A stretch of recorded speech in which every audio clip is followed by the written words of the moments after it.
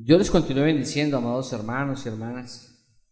Damos gracias a Dios porque Él nos regala la oportunidad siempre de estar a su lado y de tener la oportunidad también de escucharlo a través de los testimonios, a través de la alabanza y a través también de ofrendar y diezmar y a través también de la lectura de la palabra y de la exposición de ella.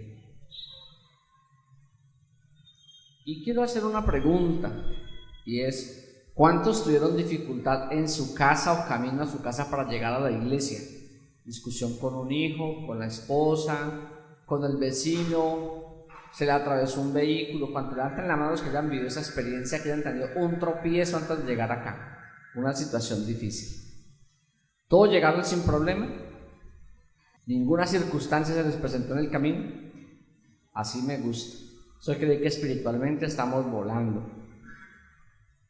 Pero yo les digo algo, mis hermanos: así sea mirar la camisa que no quedó bien planchada o el chocolate caliente que nos quemó la boca, a veces nos indispone para llegar a un lugar para adorar. A veces nuestra actitud desde antes de llegar ya está predispuesta para estar en ciertos lugares. Y cuando uno mira a Jesús en este texto, uno dice: ¿cómo es que el propio Hijo de Dios tiene que enfrentar tentaciones? El propio Hijo de Dios tiene que enfrentar circunstancias adversas desde su humanidad. Entonces, cuando les hago la pregunta en un inicio, pues a veces queremos mostrar que no tenemos ninguna dificultad, porque espiritualmente se parece que si no tenemos dificultades es porque estamos bien, y por lo contrario, es cuando enfrentamos las dificultades que podemos decir que estamos bien. ¿Sí?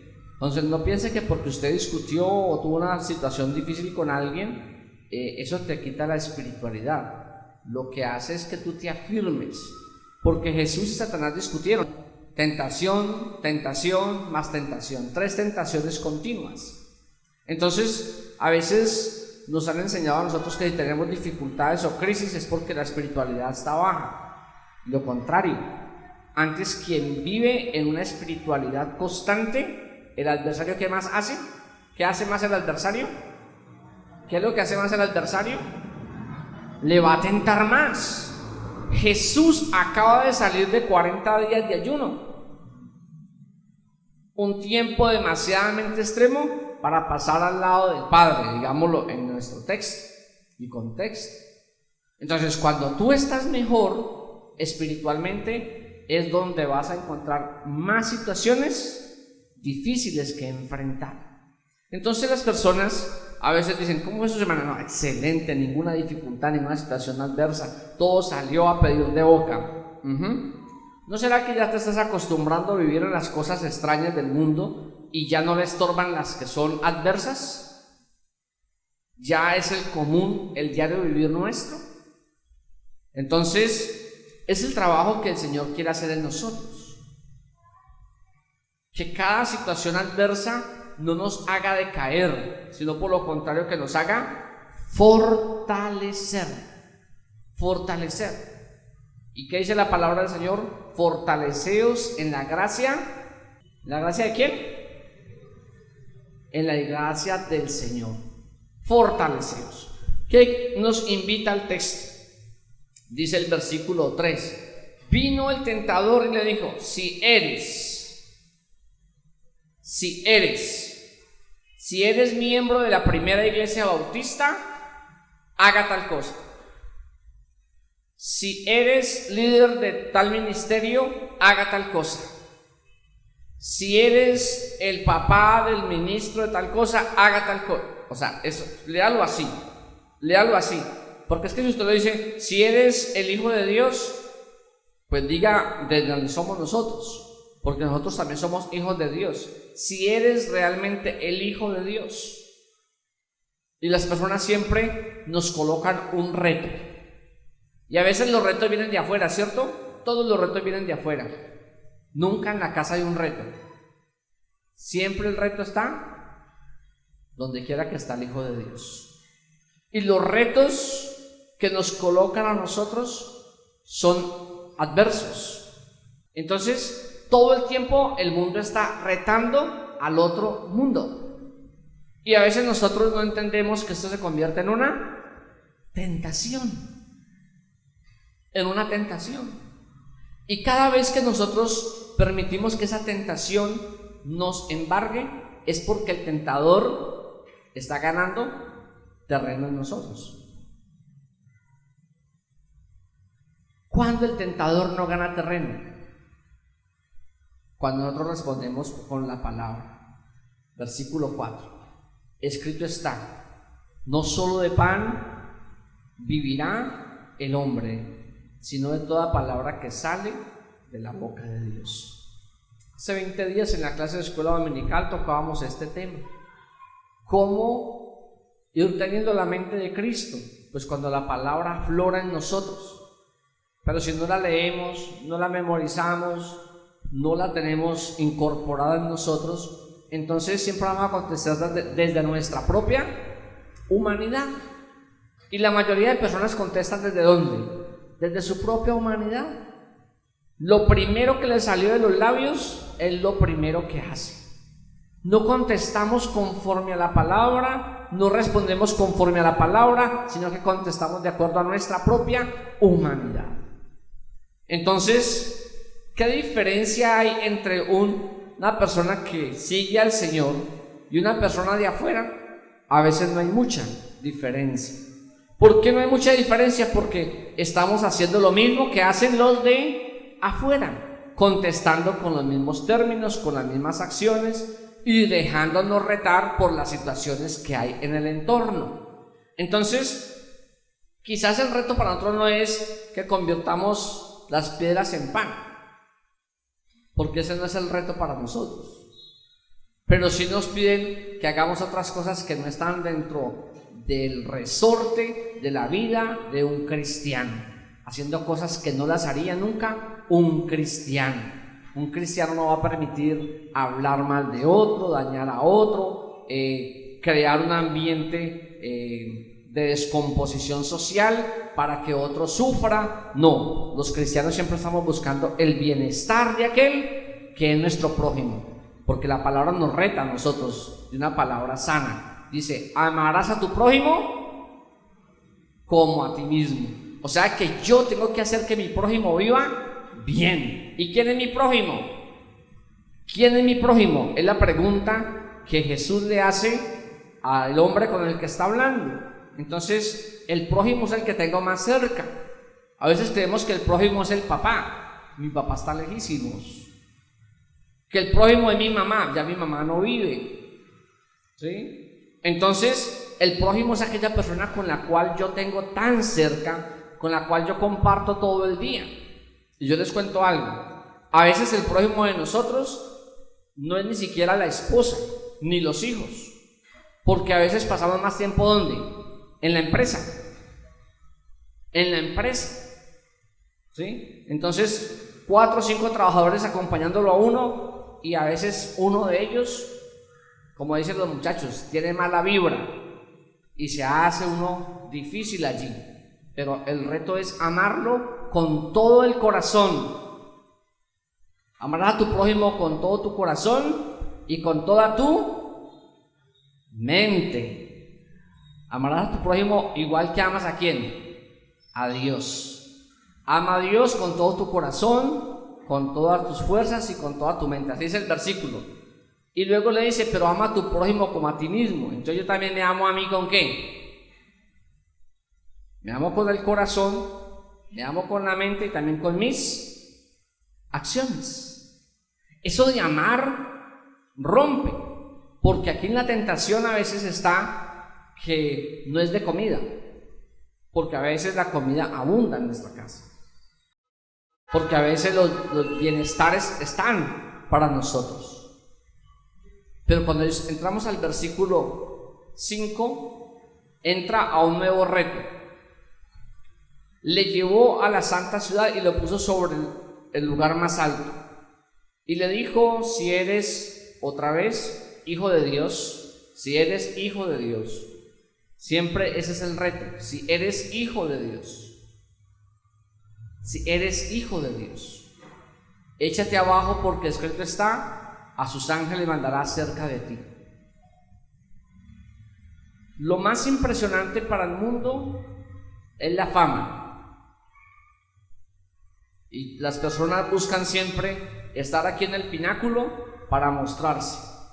De aquí es un pináculo, no tenemos que subirnos allá al lugar alto del templo, del edificio. Aquí es un pináculo. Y a veces queremos estar aquí para mostrar. Y el Señor dice que nadie tenga mayor concepto de sí que el que debe tener. Romanos 12:3. Después de que dice: transformados por medio de la renovación de vuestro entendimiento, dice que nadie tenga mayor concepto de sí que el que debe tener. Lo que significa que ante el reino de Dios todos somos ¿qué? Iguales. Y no es solamente que se lanzara, sino que quería ver todo un show. Y el Señor no es un Dios de show.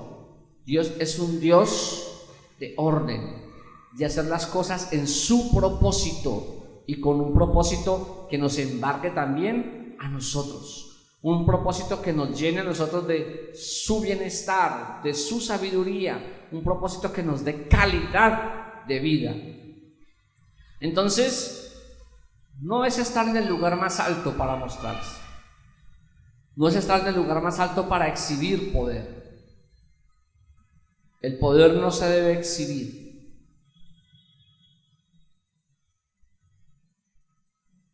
Nosotros debemos demostrar es el acto de autoridad que el Señor nos da, no exhibir poder.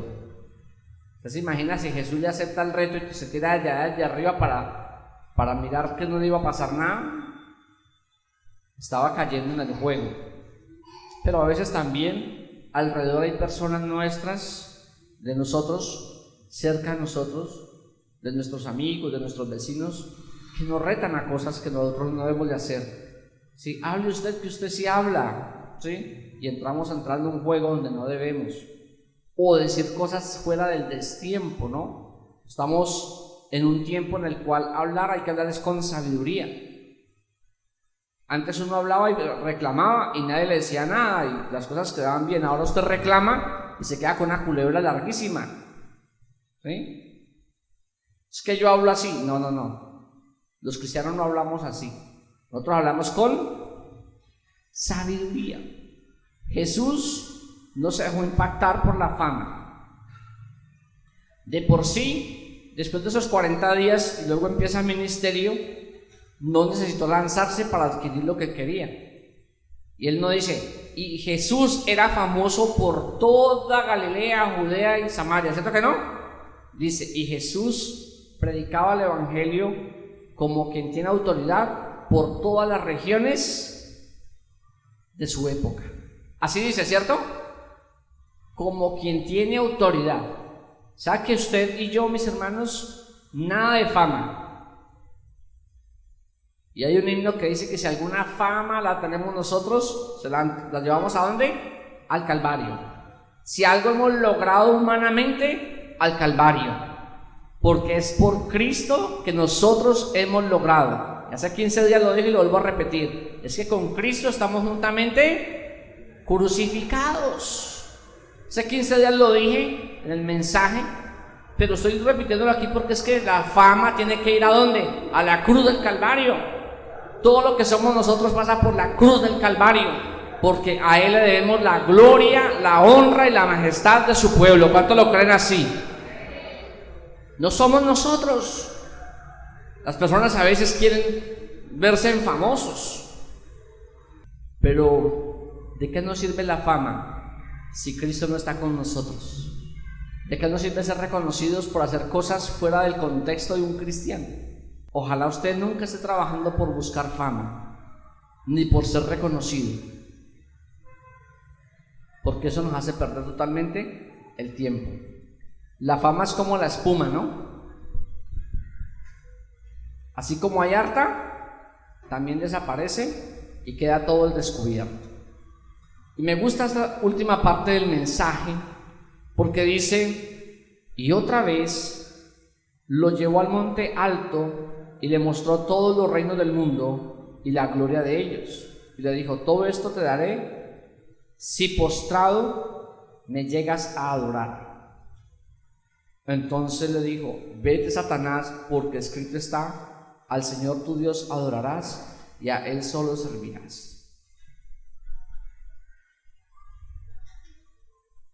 Permítame, les comento algo. Resistid al adversario y él huirá de nosotros. Eso dice la palabra, ¿cierto? Y es lo que nosotros tenemos como un elemento de salvaguardarnos. Nos dicen, y usted no se acciona. Es que usted no le está contestando a un hermano, una hermana, a un vecino, a un amigo que te está ofendiendo. ¿A quién le estás contestando? ¿A quién le está contestando? Ojalá fuera Dios. Le está contestando al adversario. Y por eso él le gusta enredarnos en su red y nos coloca a hablar y a decir cosas fuera de lo que nosotros deberíamos de decir. Pero permítame decirle algo, mi hermano y mi hermana. Mientras que nosotros no tengamos los oídos y los ojos espirituales, el adversario nos vuelve papilla a nosotros. Nos maneja a su antojo. Su manera de actuar, él es sagaz. Él es como el agua. Por cualquier huequito se va. Por cualquier huequito se mete. Ahí es donde nosotros tenemos que decirle: Señor, todos estos orificios espirituales que yo he permitido que se abran, se cierren en el nombre del Señor. No quiero que esas cosas me sigan manejando, me sigan administrando. Porque si en una canoa de esas de remo hay un huequito en el centro y comienza a irse llenando, en poco tiempo esa canoa, ¿qué le va a pasar? Se va a hundir, se va a llenar y se va a hundir. Y el adversario hace eso con nosotros, nos va minando por los espacios más pequeños. Y por eso cuando estamos nosotros leyendo la historia de Moisés, dice que necesitamos calafatear por dentro y por fuera el lugar donde vamos a estar nosotros, que es espiritualmente por dentro y espiritualmente por fuera. Porque es que por fuera nos podemos ver agradables, buscamos una de las mejores prendas, ¿cierto? Yo les digo, es porque cuando venimos acá venimos pensando en que venimos a hacer las cosas bien para el Señor. Pero durante la semana, ¿cómo las hemos hecho? Resulta que el Señor que adoramos el día domingo es el Señor también del lunes, del martes, del miércoles y de toda la semana. No es solamente el Señor del domingo. Entonces, aquí, esto que hace el adversario es llevarlo para mostrarle todo lo que puede administrar, todo lo que podría ser de él. Y resulta que el Señor es dueño de todo, incluyéndonos a nosotros. Él es dueño de nosotros. ¿Y por qué es dueño de nosotros? Porque Él no lo hizo de manera gratuita. Nos compró con precio de sangre. Y por eso todo esto que está aquí es nuestro. Esto que está aquí en el mundo es nuestro. Porque Él lo compró con precio de sangre. Pero Él quiere que nosotros aprendamos a disfrutarlo como hijos de Dios. Entonces, ser hijo de Dios, ¿qué significa? ¿Qué significa ser hijo de Dios? Significa escuchar a Dios, obedecer a Dios y caminar con Dios. ¿Es así? Obedecer a Dios, escuchar a Dios y caminar con Dios. Si nosotros no hacemos eso, entonces no somos tan hijos. podemos solamente ser seguidores.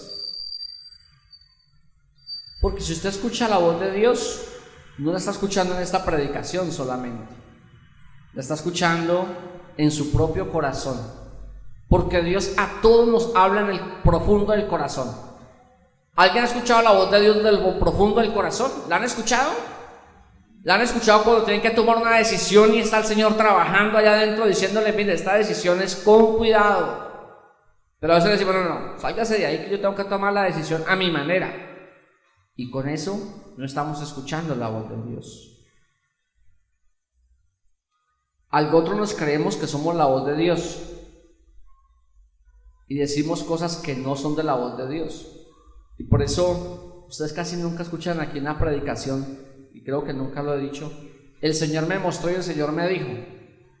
Ustedes casi nunca escuchan eso de mí. Creo que no lo he dicho. Si algún día lo he dicho y no lo dijo el Señor, prefiero que el Señor lo corte a uno del ministerio para decir lo que el Señor no le ha dicho a uno que diga. Y yo quiero decirles esto porque muchas personas no hablan de parte de Dios, sino que hablan de parte de su propia sabiduría, desde su propio ego. Y ahí es donde el Señor dice, ese no es el siervo ni mi sierva, porque el siervo de Dios escucha la voz de Dios y camina en el propósito de Dios. Dice el Señor en su palabra, las ovejas oyen mi voz y me siguen. Las ovejas oyen mi voz y me siguen.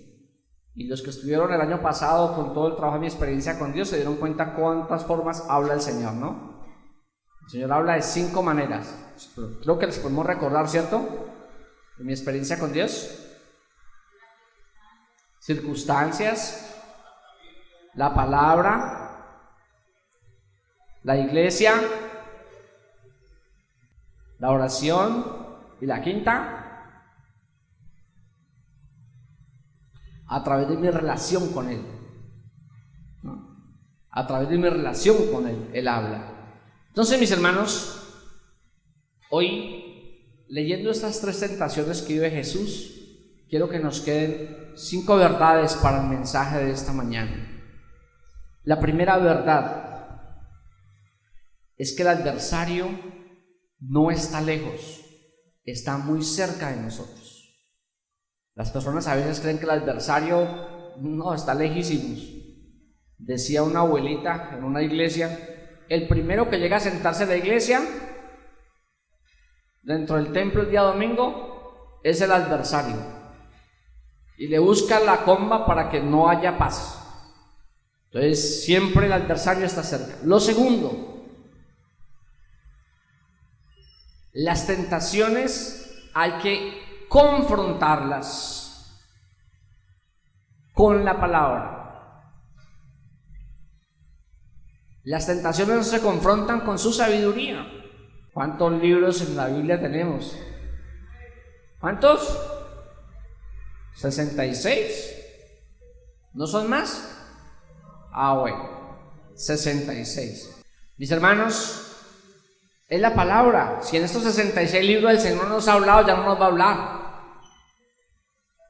Si ya no nos va a hablar con estos 66 libros, y ahora que hablaban del predicador que falleció el 18, ese hombre tenía palabra todo el tiempo tenía una palabra fresca.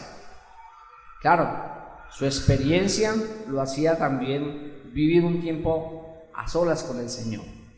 Lo tercero, mis hermanos, despertar nuestros ojos y nuestros oídos espirituales para escuchar a Dios en los momentos difíciles.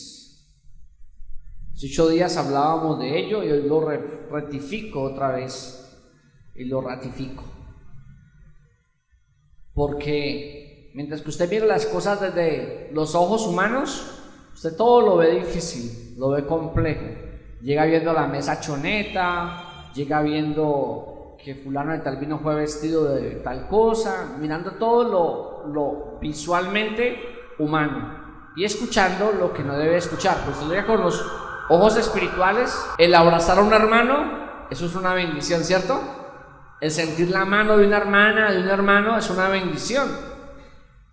Entonces llegó con una actitud más espiritual de enriquecer. Cuarto, siéntase hijo de Dios. No se sienta hijo del mundo, porque el mundo siempre va a tener cosas vacías, sin la significancia que se requiere. Y por eso usted siempre lo van a medir, por ser hijo de Dios. ¿Alguien sabe por qué crucificaron a Jesús? Por llamarse hijo de Dios. ¿Y por qué gente nos desprecia a nosotros en algunos momentos? Por ser hijos de Dios. ¿Sí? A veces en la familia hay alguien que no le gusta a los evangélicos y nos desprecia. Es normal. Y el quinto, no permita que la red del adversario te domine. No permita que la red del adversario te domine. Mire, el adversario te tira de una manera. ¿Cuántos intentos le hizo a Jesús? Le hizo 3 intentos. 3 intentos. ¿Cuántos nos hará a nosotros? Eso todo el día está buscando por dónde tirarnos. Pero no nos dejemos caer en la red de él. Recuerde que usted anda con pie firme y con cabeza derecha, ¿sí? Recto, porque es el hijo de Dios. Usted no anda mirando para el piso ni con miedo de mirar a alguien, porque usted tiene que esconder su mirada. Su mirada siempre estará fija, porque nuestra mirada está fija en Cristo Jesús. ¿Cuántos tienen la mirada fija en Cristo Jesús? Esa es nuestra mirada, mis hermanos. ¿Que la red está puesta allí? Sí. Pero el Señor dice que si aún tuviéramos que pasar por lugares oscuros y peligrosos, Él será nuestro guía. Él será nuestra luz. Él será quien nos sostiene. Cuando Dios te llamó y Dios te escogió, te llamó para ser grande, no para los hombres, para ser grande en el reino de Él. Y ustedes y yo somos grandes en el reino de Dios, porque Él pagó el mayor precio por lo mejor, sus hijos. Y hoy me siento muy orgulloso de ver que las tentaciones nunca se van a apartar de nosotros, pero también Cristo permite que las vivamos y las sintamos cerca para ser fortalecidos por su gracia y por su gloria, y sentir siempre el respaldo de Él y sacarnos siempre victoriosos. Porque el versículo 11 dice: el diablo entonces le dejó y vinieron los ángeles y le servían. Nosotros siempre recibimos la fuerza espiritual a través del Espíritu de Dios, que nos fortalece y nos hace vencedores. Que Dios nos siga bendiciendo, mis hermanos.